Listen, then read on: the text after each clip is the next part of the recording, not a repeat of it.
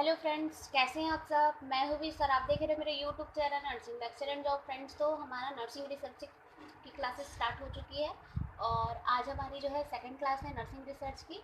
तो इसमें जो है चैप्टर फर्स्ट चल रही है हमारी अकॉर्डिंग टू बीएससी और एमएससी सिलेबस वाइज, साथ में जीएनएम वालों के में उतना नहीं रहता है, बस उनका इंट्रोडक्शन करके बस रहता है। ठीक है, तो हमारी जो फर्स्ट क्लास थी इंट्रोडक्शन और डेफिनेशन साथ में मेथड्स को बताई थी थोड़ा सा कि दो टाइप के होते हैं करके, वो हमारी फर्स्ट क्लास में हो चुकी है। आज से हम लोग देखेंगे सेकेंड क्लासेस की। तो सेकेंड क्लास की अगर मैं बात करूँ तो इसमें हम लोग देखेंगे कि जितने मेथड्स हैं उसके बारे में पूरा डिटेल देखेंगे कि कौन कौन से मेथड्स होते हैं और कौन कौन से पॉइंट्स आएंगे इसमें। तो दो टाइप के मेथड होते हैं, ये मैं पहले वीडियो में भी बताई थी आपको कि स्ट्रक्चर्ड मेथड और अनस्ट्रक्चर्ड मेथड। ठीक है, तो स्ट्रक्चर्ड मेथड में फिर से तीन मेथड्स आते हैं: problem solving method, scientific method, research method. Unstructured method में पांच मेथड है: traditional, inheritance, experience, trial and error और इंफ्यूजन। तो सबसे पहले हम लोग देख लेते हैं कि मेथड्स ऑफ एक्वायरिंग नॉलेज होती क्या है। ठीक है, तो मेथड्स यानी कि वे। ठीक है, ऐसा कौन सा वे है जिसके थ्रू अपन को नॉलेज, जहाँ से अपन नॉलेज एक्वायर करते हैं, जहाँ से सीखते हैं। ठीक है, तो वो कौन से मेथड है, तो वो ये दोनों मेथड है। पहला है स्ट्रक्चर्ड मेथड, दूसरा है अनस्ट्रक्चर्ड मेथड। स्ट्रक्चर्ड मेथड का मतलब ये है कि किसी सिस्टम वाइज या किसी ऑर्डरली प्रोसेस में क्या करना है, नॉलेज को एक्वायर करना है। ठीक है, और अनस्ट्रक्चर्ड मेथड में कोई सिस्टम वाइज नहीं होगा। ठीक है, कोई सिस्टम वाइज नहीं होगा, यहाँ पे कोई भी वे से अपन नॉलेज को एक्वायर कर लेंगे। तो सबसे पहले इसी को ही देख लेते हैं जो सिंपल है एकदम। ठीक है, तो यहाँ पे इतना जो टाइप लिखा है, पांच टाइप, ये हमारे अनस्ट्रक्चर्ड मेथड का है। ठीक है, तो सबसे पहले आती है ट्रेडिशनल मेथड। ठीक है, ट्रेडिशनल मेथड क्या होती है, इसमें जो ट्रेडिशनल यानी कि हमारे जो रीति रिवाज होते हैं, जो कल्चरल होते हैं, उससे जो लर्न करते हैं, ठीक है, उसको बोलते हैं ट्रेडिशनल मेथड। ठीक, तो यहाँ पे जितने भी कल्चरल रूल रेगुलेशन ये सब जो अडॉप्ट करते हैं पेरेंट्स से बच्चे अपने फैमिली से अडॉप्ट करते हैं, ये सारे हमारे ट्रेडिशनल मेथड में आ जाएंगे। फिर उसके बाद आते हैं इनहेरिटेंस। तो इनहेरिटेड या इनहेरिटेंस दोनों लिख सकते हो आप लोग। इसमें क्या होगा कि देखो, इनहेरिटेंस का मतलब ये होता है कि one generation to another generation में ट्रांसफ़र होना। तो यहाँ पे हमारा नॉलेज की बात करें कि अपन को नॉलेज कहाँ से मिलती है, तो वो जाहिर सी बात है इनहेरिटेड यानी कि हमारे पूर्वजों से मिल सकती है। One generation to another generation एक ही नॉलेज जो है ट्रांसफ़र होती है। ठीक है, तो यहाँ से भी अपन को नॉलेज मिलती है। सेकेंड है कि एक्सपीरियंस, थर्ड। ठीक है, एक्सपीरियंस यानी कि अगर हमने किसी काम को पहले कर चुका है, ठीक है, फिर से हम उसी काम को कर रहे हैं, तो उस काम के लिए हमारे पास एक्सपीरियंस हो जाती है। फिर वहाँ से भी हमको नॉलेज एक्वायर होती है कि हमारा पिछला एक्सपीरियंस ऐसा ऐसा था, वह हम इस काम को फिर से वैसे ही करेंगे, उससे और बेटर करने का ट्राई करेंगे करके। तो एक एक्सपीरियंस से भी अपन को नॉलेज मिलती है। फिर उसके बाद है ट्रायल एंड एरर। कोई भी इंसान किसी काम को करने के लिए सबसे पहले क्या करता है, ट्राई करता है, फिर फेल हो जाता है, ट्राई करता है, कुछ एरर आता है, ट्राई करता है, कुछ एरर आता है। तो ऐसे कर करके वो हर एक स्टेप्स में, हर एक ट्रायल एरर में वो एक नया रिजल्ट लाता है। ठीक है, फिर उसके बाद ये फिफ्थ जो है इंक्लूजन। इंक्लूजन का मतलब आप लोग लिख लेना ब्रैकेट में, लॉजिकल थिंकिंग। ठीक है, लॉजिकल थिंकिंग या रीजनिंग, लॉजिकल थिंकिंग ही लिखना, क्योंकि इंक्लूजन का मतलब ही होता है लॉजिकल थिंकिंग। ठीक है, तो इसमें क्या होगा कि जैसे कि हमारे मन में जो ख्याल आते हैं, ठीक है, लॉजिक जो चलते रहते हैं किसी काम से रिलेटेड, वही होता है ये इंट्यूजन, जो मन में हमारे लॉजिकल थॉट होते हैं वही सब। तो ये जो पांच मेथड आप लोग देखे, ये है हमारे पूरे अनस्ट्रक्चर्ड मेथड। इसका आप लोग नोट्स बना लेना, पूरे एक एक वीडियो का नोट्स बनाना, क्योंकि रिसर्च को नोट्स से ही पढ़ोगे आप, तभी आपकी अच्छे से तैयारी होगी। और रिसर्च जो है नया सब्जेक्ट होता है बीएससी नर्सिंग फोर्थ ईयर वालों के लिए, तो थोड़ा अच्छा सब्जेक्ट है अगर आप इंटरेस्ट के साथ पढ़ेंगे तो। फिर उसके बाद देखते हैं दूसरा मेथड है स्ट्रक्चर्ड मेथड। तो इसमें फिर से तीन टाइप के हैं। तो तीन टाइप कौन कौन से, उसको ये इसी इसी तीनों टाइप में हमारा पूरा रिसर्च बना हुआ है। देखिए, सबसे पहला मेथड क्या है हमारा, problem solving method. Problem solving method यानी कि किसी प्रॉब्लम को या किसी टॉपिक को अपन कैसे सॉल्व करते हैं, कैसे उसका रिजल्ट लाते हैं। फिर उसके बाद दूसरा है साइंटिफिक मेथड। तो साइंटिफिक मेथड का मतलब ये होता है, मैंने पिछले भी वीडियो में बताया था कि किसी एविडेंस बेस्ड मेथड जो होती है, यानी कि प्रूफ जिसमें होता है, वो मेथड। फिर उसके बाद आती है हमारी रिसर्च। तो ये तो हमारा पूरा सिलेबस है नर्सिंग रिसर्च, इसको हम लोग पूरे बुक में पढ़ेंगे। ठीक है, यानी कि पूरे सिलेबस में पढ़ेंगे। तो यहाँ पे हम लोग बात करेंगे जो फर्स्ट मेथड है प्रॉब्लम सॉल्विंग मेथड, ठीक है। तो कोई भी प्रॉब्लम को कैसे सॉल्व आउट करते हैं तो उसका यहाँ पे स्टेप्स देखेंगे ए में, ठीक है। ए में यहाँ पे आप लोग को स्टेप्स बता रही हूँ प्रॉब्लम सॉल्विंग मेथड इसका। स्ट्रक्चर्ड मेथड का फर्स्ट है ए प्रॉब्लम सॉल्विंग मेथड। तो अगर कोई प्रॉब्लम है तो सबसे पहले अपन क्या करेंगे, इस प्रॉब्लम को डिफाइन करेंगे, ठीक है, कि हमारा प्रॉब्लम ये है करके, ठीक। जैसे कि आप लोगों को किसी टॉपिक पे स्टडी करनी है, रिसर्च स्टडी, जैसे मेंस्ट्रुअल साइकिल के बारे में, या आपको जो है मेंस्ट्रुअल कप के बारे में आपको रिसर्च करना है, ठीक है। तो सबसे पहले आप मेंस्ट्रुअल कप क्या होती है उसको डिफाइन करेंगे, ठीक है। फिर प्रॉब्लम को एनालाइज करेंगे। प्रॉब्लम यानी कि जो आपका ये टॉपिक है उसी को ही प्रॉब्लम बोलते हैं, यानी कि अपने टॉपिक को फिर आप क्या करेंगे, एनालाइज करेंगे। फिर उसके बाद उसके लिए सॉल्यूशन ढूंढेंगे, ठीक है, जनरेटिंग पॉसिबल सॉल्यूशन जनरेट करेंगे।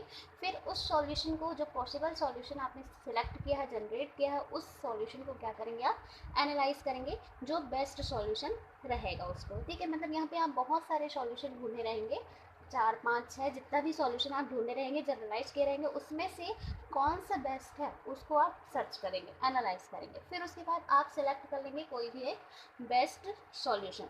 फिर उस सॉल्यूशन को क्या करेंगे आप, इम्प्लीमेंटेशन करेंगे। फिर इम्प्लीमेंट करने के बाद उसको लास्ट में इवॉल्वेट कर लेंगे। यानी कि जैसे कि आप लोग कोई एग्ज़ाम देते हैं, ठीक है, आप लोगों को एम्स की एग्ज़ाम निकालनी है।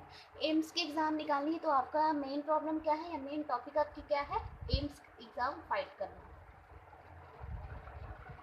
ठीक। एम्स का एग्ज़ाम फाइट करना आपका मेन एम है। और आप लोगों को क्या करना है, अपना प्रॉब्लम मिल गया कि अपन को एम्स एग्ज़ाम निकालना है। अब प्रॉब्लम को अपन एनालाइज करेंगे कि अपन को एम्स की एग्ज़ाम कैसे निकालनी है, ठीक है। तो कैसे निकालनी है मीन्स यहाँ पे अपन पॉसिबल सॉल्यूशन ढूंढेंगे कि अपन किसी किसी कोचिंग का हेल्प ले सकते हैं, या बहुत सारी बुक्स ले सकते हैं, कोचिंग का हेल्प ले लिए, बुक्स देख लिए, नोट्स प्रिपेयर कर लिए, या प्रीवियस ईयर क्वेश्चन को देख लिए, ठीक है। तो इतने 4 हम लोग सॉल्यूशन जो है जनरेट कर लिए। अब इसमें से जो बेस्ट लगेगा अपन को, उसको हम लोग यहाँ पे एनालाइज करेंगे कि इसमें से बेस्ट कौन सा हो सकता है करके, ठीक है। तो माना हमने कि यहाँ पे जो फोर्थ वाली है, जो क्वेश्चन पेपर वाली है, पिछले 10 या 5 साल के क्वेश्चन पेपर को हम लोग मैं उसी से ही पढ़ूंगा करके, ठीक है, या उसी से ही पढ़ूंगी करके एम्स की तैयारी के लिए। तो यहाँ पे मैंने सॉल्यूशन को एनालाइज किया, फिर उसके बाद एक सॉल्यूशन को सेलेक्ट किया, ये 4th नंबर का, कि प्रीवियस ईयर क्वेश्चन पेपर से ही मैं एम्स के एग्ज़ाम के लिए तैयारी करूँगा करके, ठीक है। तो यहाँ पे सेलेक्ट कर लिए। अब उसको हम लोग क्या करेंगे, इम्प्लीमेंट करेंगे, यानी कि उसी प्रीवियस क्वेश्चन पेपर से ही हम अपना तैयारी करते जाएंगे। फिर उसके बाद अपन जब एग्ज़ाम दिए तो कितना % उसका रिजल्ट आया, या कितना प्रीवियस ईयर क्वेश्चन के क्वेश्चन आए हैं, ठीक है। तो यहाँ पे आप इवॉल्वेट करेंगे एग्ज़ाम देने के बाद।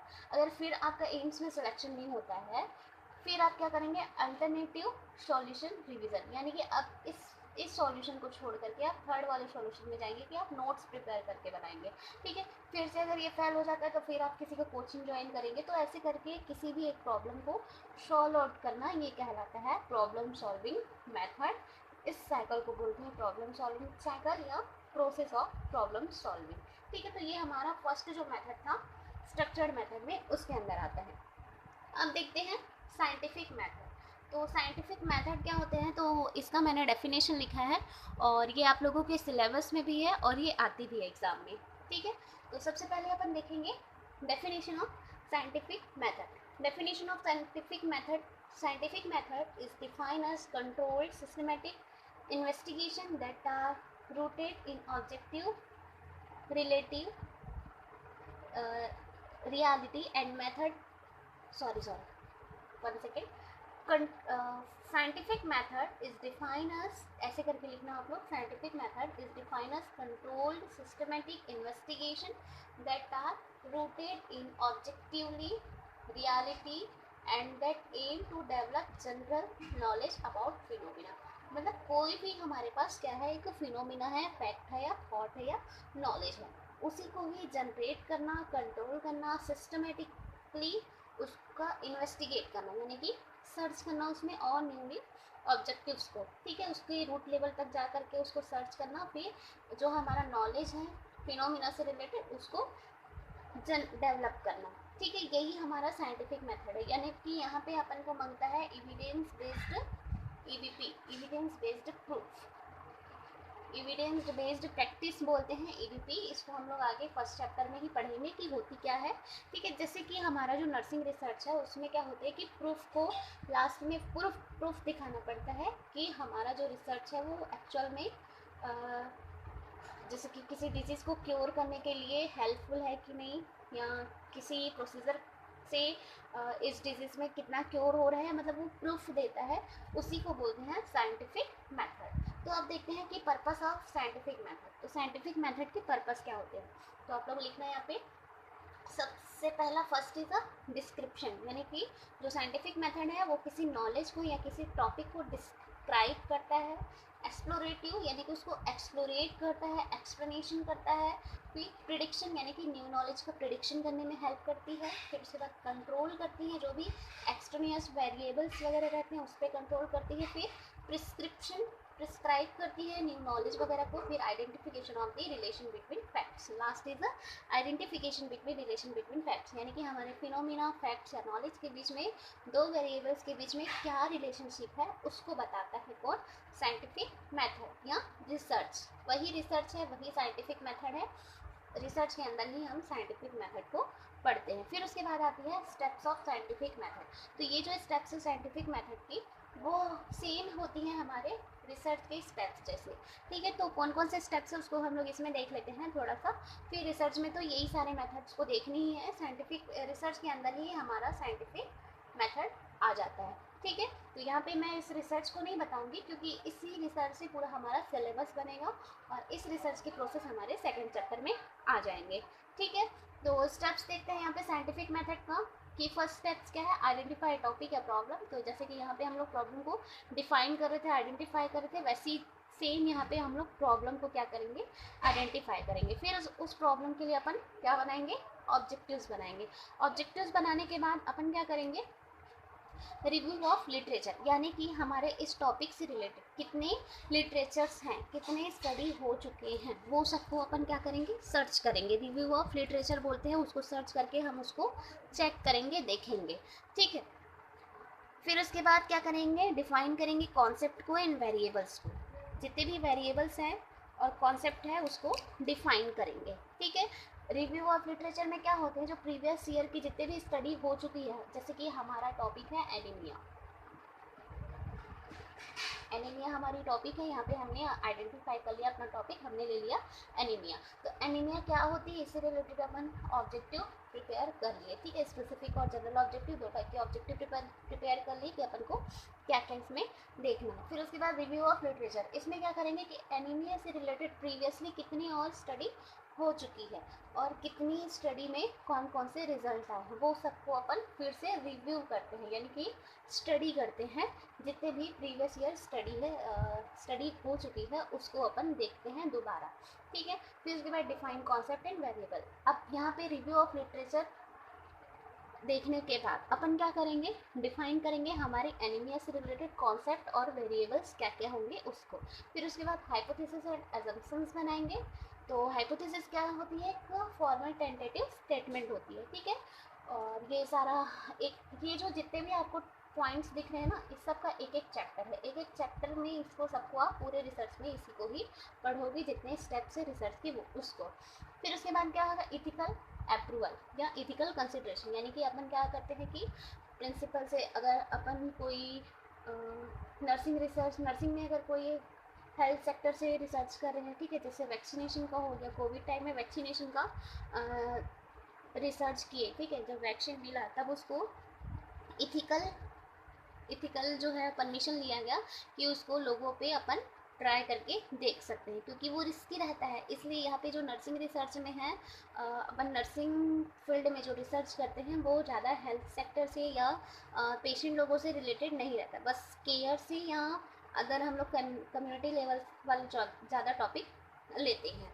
ठीक है, यहाँ पे हम लोग प्रैक्टिस करके या जो एविडेंस बेस्ड प्रैक्टिस है उसको करके नहीं देख सकते हैं, और बहुत कम ये जो है मेडिकल फील्ड में ही होता है, नर्सिंग में इसलिए ये बहुत कम यूज़ होता है कि अपन जो है ठीक, फिर उसके बाद क्योंकि अपन को इथिकल कंसिड्रेशन नहीं मिलती है, ठीक है, इथिकल यानी कि जो इथिकल कमेटी होती है वहाँ से परमिशन नहीं मिलती है अपन को प्रैक्टिस करने के लिए, क्योंकि यहाँ पे इंसान को लेना पड़ता है सैंपल के रूप में, ठीक है, उसी पे ही टेस्ट करना पड़ता है। जैसे कोई फार्मासिस्ट या फार्माकोलॉजी कंपनी है, वो कोई मेडिसिन बनाती है, अब अपनी मेडिसिन को टेस्ट करने के लिए किसी पर्सन का यूज़ करती है कि उसमें वो कितना इफेक्टिव है, उसी टाइप से सेम कि यहाँ पे इथिकल कंसिड्रेशन लेना पड़ता है कि वो उस पर्सन पे अपना दवाई को उसको खिला के उस दवाई का क्या प्रभाव पड़ा है वो सब वो देखना चाहता है, ठीक है। तो उसके लिए अगर जो है गवर्नमेंट जो है उसको परमिशन दे दी तभी वो करेगा, नहीं दी तो नहीं कर पाएगा, ठीक है। वैसे यहाँ पे रिसर्च में भी होता है कि जो हमारे इथिकल कमेटी होते हैं उनसे परमिशन लेना पड़ता है। तो इथिक्स क्या होती है, इथिकल कमेटी क्या होती है, वो सब भी हम लोग फर्स्ट चैप्टर में ही पढ़ेंगे, फर्स्ट या सेकेंड चैप्टर में, ठीक है। फिर उसके बाद आती है रिसर्च डिज़ाइन या मेथड्स। तो इस रिसर्च डिज़ाइन और मेथड्स में बहुत बड़ा चैप्टर है, पूरा 2 चैप्टर का है, एक चैप्टर रिसर्च डिज़ाइन है और ये मेथड्स है, ठीक है। तो इसको भी हम लोग देखेंगे आगे। फिर डिफाइन पॉपुलेशन या सैंपल, ठीक है, जो हमारे सैंपल है पर टारगेट पॉपुलेशन है, एसेसिबल पॉपुलेशन है, ये सब को अपन डिफाइन करते हैं। पॉपुलेशन यानी कि ग्रुप ऑफ पीपल जहाँ से अपन डाटा कलेक्ट करते हैं वो, ठीक, उसको डिफाइन करेंगे। फिर उसके बाद प्लानिंग करेंगे कि data for data analysis, data को कैसे एनालाइज करना उसका प्लानिंग करेंगे। फिर अपन क्या करेंगे, डाटा को कलेक्ट करेंगे, कलेक्ट करने के बाद analyse and interpretation of the data, data को क्या करेंगे, एनालाइज और इंटरप्रिटेशन करेंगे। फिर डाटा एनालाइज इंटरप्रिटेशन होने के बाद लास्ट में कम्युनिकेटिंग द फाइंडिंग, ये आपको नहीं दिख रहा होगा, मैं बोल रही हूँ उसको आप लिख लीजिए, लास्ट में आपको दिखा दूंगी कि यहाँ पे क्या लिखा होगा, ठीक है। लास्ट जो हमारा 12th पॉइंट है वो है कम्युनिकेटिंग फाइंडिंग, ठीक है। कम्युनिकेटिंग फाइंडिंग यानी कि जो हमारे रिसर्च के रिजल्ट आए हैं उसको हम कैसे कम्युनिकेट कर सकते हैं लोगों के द्वारा। तो हम 2-3 मेथड से कम्युनिकेट कर सकते हैं, तो रिटर्न बुक्स वगैरह, पब्लिकेशन वगैरह करके, फिर उसके बाद प्रेजेंटेशन वगैरह करके या पोस्टर प्रेजेंटेशन करके, तो ऐसे कॉन्फ्रेंसेस वगैरह में हम प्रेजेंट कर सकते हैं। तो ऐसे माध्यम से अपन क्या करते हैं, कम्युनिकेट करते हैं फाइंडिंग्स को, ठीक है। तो यहाँ पे आपका steps of scientific method complete होता है। तो यहाँ पे हम लोग देखें कि मेथड्स ऑफ एक्वायरिंग नॉलेज, तो कितने मेथड्स है एक्वायरिंग नॉलेज की कि कहाँ कहाँ से अपन को नॉलेज मिल सकती है। तो पहला था हमारा अनस्ट्रक्चर्ड मेथड। अनस्ट्रक्चर्ड मेथड में हम लोग देखे थे inheritance, experience, trial and error, traditional और इंट्यूजन, ये 5 टाइप के। फिर उसके बाद स्ट्रक्चर्ड मेथड में देखे थे problem solving, scientific method, research. तो प्रॉब्लम सॉल्विंग का ये अपन ने साइकिल या प्रोसेस देखा। फिर साइंटिफिक मेथड का ये डेफिनेशन है, ये पर्पस है और ये स्टेप्स है। फिर उसके बाद ये रिसर्च को मैं नहीं बताई क्योंकि रिसर्च का भी स्टेप जो है ऐसे ही होगा और पूरा हमारा सिलेबस रिसर्च में ही है। तो आई होप कि आपको ये क्लासेस पसंद आई होगी, मैं इसको लास्ट में दिखाऊंगी अभी, ठीक है। तो इस वीडियो को ज़्यादा से ज़्यादा शेयर करना और आप लोग नोट्स बना के भी पढ़ना, क्योंकि बिना नोट्स के आप लोग रिसर्च को अच्छे से नहीं पढ़ पाओगे, क्योंकि आप लोगों के लिए बीएससी नर्सिंग वालों के लिए न्यू सब्जेक्ट होती है, ठीक है। जिन्होंने बीएससी कर लिया है वो एमएससी के लिए इसको अच्छे से प्रिपेयर कर सकते हैं। और आप लोग वीडियो को लाइक कीजिएगा, चैनल में नए हैं तो सब्सक्राइब कर देना और बेल आइकन को भी प्रेस कर देना, ताकि जैसे ही अपलोड हो वीडियो आप लोगों के पास पहुंच जाए। और साथ में इस चैनल में मैं नर्सिंग से रिलेटेड जितने भी वैकेंसी आती है वो भी अपलोड करती हूँ। तो आप सब सब्सक्राइब करके ही रखिए चैनल को, ताकि आपको फ़ायदा मिलते रहे आगे भी। तो मिलते हैं नेक्स्ट वीडियो में, तब तक के लिए bye bye, wish all the best and good luck.